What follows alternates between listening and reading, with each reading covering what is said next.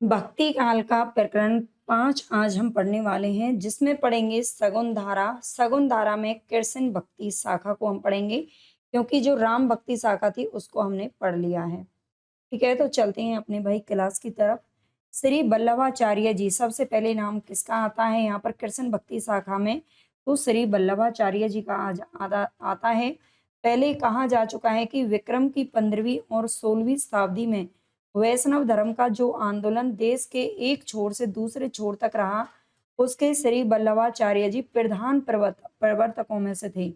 आचार्य जी का जन्म हुआ था संवत 1535, वैशाख कृष्ण 11 को और गोलोकवास संवत 1587, आषाढ़ शुक्ल 3 को हुआ था। ये वेद शास्त्र में पारंगत धुरंधर विद्वान थे। ठीक है, ये किसमें थे? वेद शास्त्र में पारंगत धुरंधर विद्वान थे। रामानुज से लेकर वल्लभाचार्य तक जितने भक्त दार्शनिक या आचार्य हुए हैं, इससे लेकर के रामानुजाचार्य से वल्लभाचार्य, रामानुज के पीछे हम जो परंपरा रही है, जो इनकी शिष्य परंपरा रही है, उसको हम पढ़ ही रहे हैं। ठीक है, पिछली क्लासेस तो आपने देखी होंगी। रामानुज से लेकर वल्लभाचार्य तक जितने भक्त दार्शनिक या आचार्य हुए हैं, सबका लक्ष्य शंकराचार्य के मायावाद और विवर्तवाद से पीछा छुड़ाना था। याद रखना है, सबका लक्ष्य क्या था? शंकराचार्य ने जो अद्वैतवाद की स्थापना की थी, उसके मायावाद और विवर्तवाद से पीछा छुड़ाना था, जिसके अनुसार भक्ति अविद्या या भ्रांति ही ठहरती है। शंकराचार्य ने केवल निरूप आदि निर्गुण ब्रह्म की ही पारमार्थिक सत्ता स्वीकार की थी। वल्लभाचार्य ने ब्रह्म में सब धर्म माने थे। ठीक है, ब्रह्मा में क्या माने? सभी धर्मों को माना। किसने? वल्लभाचार्य जी ने। सारी सृष्टि को उन्होंने लीला के लिए ब्रह्मा की आत्मकृति कहा है। ठीक है, ब्रह्मा की आत्मकृति किसने कहा है सारी सृष्टि को? तो ये वल्लभाचार्य जी ने कहा है। अपने को अंश रूप जीवों में बिखराना ब्रह्मा की लीला मात्र है। अक्षर ब्रह्मा अपनी आविर्भाव तिरोभाव की अचिंत्य शक्ति से जगत के रूप में परिणत भी होता है और उसके परे भी रहता है। वह अपने सत चित और आनंद, इन तीनों स्वरूपों का आविर्भाव और तिरोभाव करता रहता है। जीव में सत और चित का आविर्भाव रहता है, पर आनंद का तिरोभाव। ठीक है, ये तो कोई जरूर नहीं है। जड़ में केवल सत का आविर्भाव रहता है, चित और आनंद का दोनों का तिरोभाव रहता है। माया कोई वस्तु नहीं है। श्री कृष्ण ही परब्रह्मा है, जो दिव्य गुणों से संपन्न होकर पुरुषोत्तम कहलाते हैं। ठीक है, श्री कृष्ण ही क्या है? परब्रह्मा है, जो दिव्य गुणों से संपन्न होकर पुरुषोत्तम कहलाते हैं। आनंद का पूर्ण आविर्भाव इसी पुरुषोत्तम रूप में रहता है, इसलिए यही क्या है? श्रेष्ठ है। पुरुषोत्तम कृष्ण की सभी लीलाएं क्या है? नित्य हैं। वे अपने भक्तों के लिए व्यापी वैकुंठ में, जो विष्णु के वैकुंठ से ऊपर है, अनेक प्रकार की क्रीड़ाएं करते रहते हैं। वो लोग इसी व्यापी वैकुंठ का एक खंड है, जिसमें नित्य रूप में यमुना, वृंदावन, निकुंज इत्यादि सब कुछ है। भगवान की इस नित्य लीला सृष्टि में प्रवेश करना ही जीव की सबसे क्या है? उत्तम गति है। शंकर ने निर्गुण को ही ब्रह्मा का पारमार्थिक या असली रूप कहा था और सगुण को व्यवहारिक या मायिक कहा है। ठीक है, शंकराचार्य ने निर्गुण को ही ब्रह्मा का पारमार्थिक या असली रूप बताया और सगुण रूप को उन्होंने व्यवहारिक और मायिक बताया है। वल्लभाचार्य ने इस बात को उलटकर सगुण रूप को ही असली परमार्थिक बता दिया। ठीक है, भक्ति की साधना के लिए वल्लभाचार्य ने उसके श्रद्धा के अवयव को छोड़कर जो महत्व की भावना में मग्न करता है, केवल प्रेम लिया। प्रेम लक्षणा भक्ति ही उन्होंने ग्रहण की। 84 वैष्णवों की वार्ता जो कि गोकुलनाथ के द्वारा लिखी गई थी, इसमें सूरदास की एक वार्ता के अंतर्गत प्रेम को ही मुख्य और श्रद्धा या पूज्य बुद्धि को ही आनुषंगिक या सहायक कहा है। ठीक है, याद रखना है। 84 वैष्णवों की वार्ता ये गोकुलनाथ के द्वारा। गोकुलनाथ कौन थे? तो ये विठल नाथ के पुत्र थे, यानी कि वल्लभाचार्य के पोते थे। इनके दादाजी थे वल्लभाचार्य, याद रखना। ठीक है, आगे श्री आचार्य जी महाप्रभु के मार्ग को कहा स्वरूप है? श्री आचार्य जी महाप्रभु के मार्ग को कहा स्वरूप है? महात्म्य ज्ञान पूर्वक सुदृढ़ स्नेह तो परम काष्ठा है। स्नेह आगे भगवान का राहत नहीं ताते, भगवान बेर बेर महात्म्य महात्य जनावत है। इस ब्रज भक्तन को स्नेह पर क्या है? काष्ठापन है। प्रेम साधना में वल्लभा ने, ठीक है, वल्लभाचार्य ने क्या किया? लोक मर्यादा और वेद मर्यादा दोनों का त्याग विधेय ठहराया। ठीक है, याद रखना है।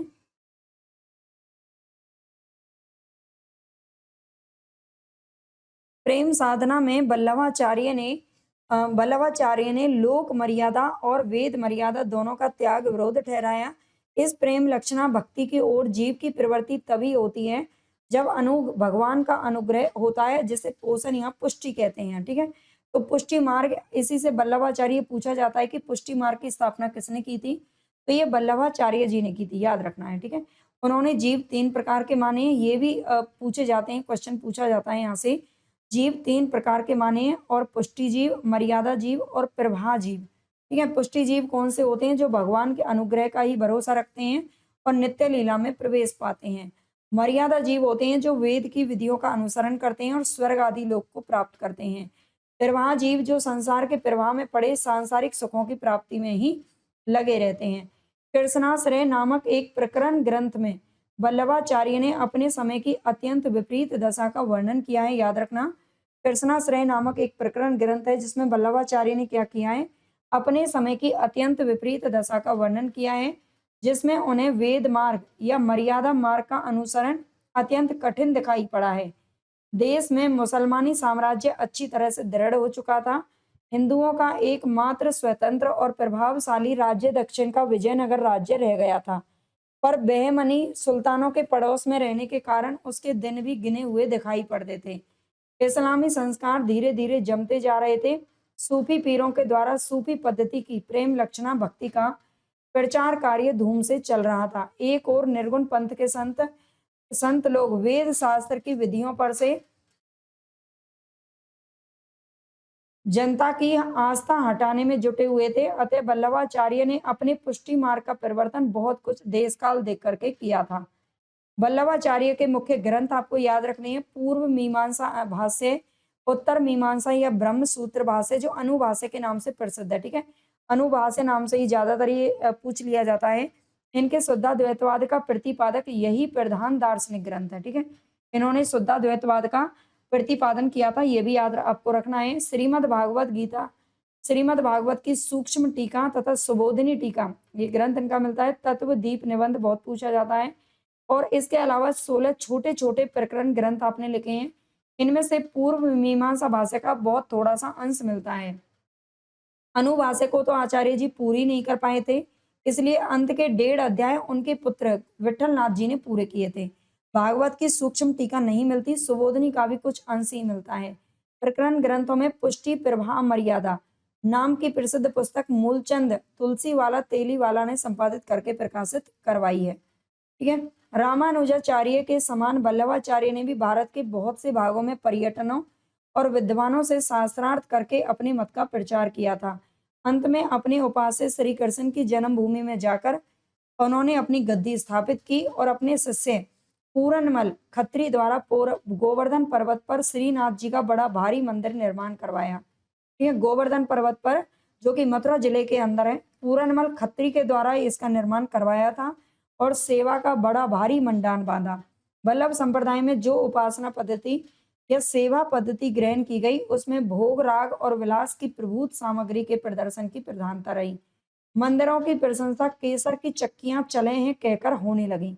ठीक है, केसर की चक्कियां चले हैं, मंदिरों की ये कहकर के ये प्रशंसा होने लगी। भोग विलास के इस आकर्षण का प्रभाव सेवक सेविकाओं पर कहाँ तक अच्छा पड़ सकता था। जनता पर चाहे जो प्रभाव पड़ा हो, पर उक्त गद्दी के भक्त शिष्यों ने सुंदर सुंदर पदों द्वारा जो मनोहर प्रेम संगीत धारा बहाई, उसने मुरझाते हुए हिंदू जीवन को सरस और प्रफुल्लित कर दिया। इस संगीत धारा में दूसरे संप्रदायों के कृष्ण भक्तों ने भी पूरा योगदान दिया। ठीक है, आगे देखते हैं। सब संप्रदायों के कृष्ण भक्त भागवत में वर्णित कृष्ण की ब्रज लीला को ही लेकर चले, क्योंकि उन्होंने अपनी प्रेम लक्षणा भक्ति के लिए कृष्ण का मधुर रूप ही पर्याप्त समझा। महत्व की भावना से उत्पन्न श्रद्धा या पूज्य बुद्धि का अवयव छोड़ देने के कारण कृष्ण के लोक रक्षक और धर्म संस्थापक स्वरूप को सामने रखने की आवश्यकता उन्होंने नहीं समझी। भगवान के मर्म स्वरूप को इस प्रकार किनारे रख देने से उसकी ओर आकर्षित होने और आकर्षित करने की प्रवृत्ति का विकास कृष्ण भक्तों में ना हो पाया। फल ये हुआ कि कृष्ण भक्त कवि अधिकतर फुटकल श्रृंगारी पदों की रचना में ही लगे रहे। उनकी रचनाओं में ना तो जीवन के अनेक गंभीर पक्षों के मार्मिक रूप स्फुरित हुए, ना ही अनेक रूपता आई। श्री कृष्ण का इतना चरित्र ही उन्होंने ना लिया जो खंड काव्य, महाकाव्य आदि के लिए पर्याप्त होता। राधा कृष्ण की प्रेम लीला ही सबने गाई। भागवत धर्म का उदय यद्यपि महाभारत काल में ही हो चुका था और अवतारों की भावना देश में बहुत प्राचीन काल से चली आती थी, और वैष्णव धर्म के सांप्रदायिक स्वरूप का संगठन दक्षिण में ही हुआ। वैदिक परंपरा के अनुकरण पर अनेक संहिताएं, उपनिषद और सूत्रगत इत्यादि भी यहाँ पर सूत्र ग्रंथ भी तैयार किए गए। श्रीमद् भागवत में श्री कृष्ण के मधुर रूप का विशेष वर्णन होने से भक्ति क्षेत्र में गोपियों के ढंग के प्रेम का माधुर्य भाव का रास्ता खुला। इसके प्रचार में दक्षिण के मंदिर की देवदासी तथा प्रथा विशेष रूप में सहायक हुई। माता पिता मंदिरों में लड़कियों को चढ़ा आते थे, जहां उनका विवाह भी ठाकुर जी के साथ हो जाता था। बताइए, अपनी लड़कियों को मतलब मंदिरों में दे देते थे। ठीक है, उनके लिए मंदिर में प्रतिष्ठित भगवान की उपासना पति रूप में विधेय थी। इन्हीं देवदासियों में कुछ प्रसिद्ध भक्तिनें भी हो गई हैं। दक्षिण में अंदाल अंदाल नाम से इसी प्रकार की एक प्रसिद्ध भक्तिन हो गई, जिनका संवत जन्म हुआ था संवत 773 में। अंदाल के पद द्रविड़ भाषा में त्रुप्पावई नामक पुस्तक में मिलते हैं। इनकी एक पुस्तक मिलती है, त्रुप्पावई में मिलते हैं। अंदाल एक स्थान पर कहती भी हैं कि अब मैं पूर्ण यौवन को प्राप्त हूँ और स्वामी कृष्ण के अतिरिक्त और किसी को अपना पति नहीं बना सकती। इस भाव की उपासना यदि कुछ दिन चले तो उसमें गुहा और रहस्य की प्रवृत्ति हो ही जाएगी। रहस्यवादी सूफियों का उल्लेख ऊपर हो ही चुका है, जिनकी उपासना भी माधुर्य भाव की थी। मुसलमानी जमाने में इन सूफियों का प्रभाव देश की भक्ति भावना के स्वरूप पर बहुत कुछ पड़ा। माधुर्य भाव को प्रोत्साहन मिला। माधुर्य भाव की जो उपासना चली आ रही थी, उसमें सूफियों के प्रभाव से आभ्यंतर मिलन, मूर्छा, उन्माद आदि की भी रहस्यमय योजना हुई। मीराबाई और चैतन्य महाप्रभु दोनों पर सूफियों का प्रभाव पाया जाता है। ठीक है, सूरदास जी, अब पढ़ेंगे हम यहाँ पर सूरदास जी के बारे में। सूरदास जी जो कि वल्लभाचार्य जी के ही शिष्य थे। सूरदास जी का व्रत 84 वैष्णवों की वार्ता जो कि गोकुलनाथ ने लिखा था, उसमें केवल इतना पता चलता है कि ये पहले गऊ घाट यानी कि आगरे और मथुरा